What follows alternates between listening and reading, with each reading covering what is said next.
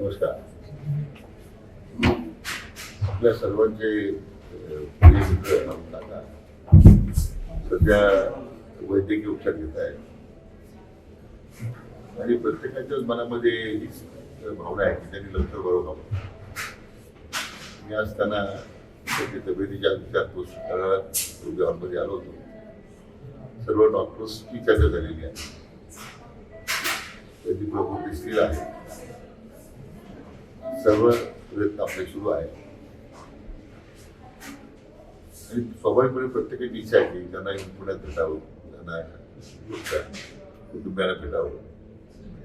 माझ्या निमित्तानं सर्वांनाच विनंती आणि नम्र आव्हान आहे की आपण पुण्यात येऊन आणखी गर्दी करून हॉस्पिटलच्या आणण्यापेक्षा आमची गैरसोय करण्यापेक्षा आणि त्यांच्या वैद्यकीय सेवेमध्ये काही व्यत्यय येण्यापेक्षा आपण प्रत्येकाने आपल्या घरी राहूनच प्रार्थना करावी की ते लवकर बरे व्हावे.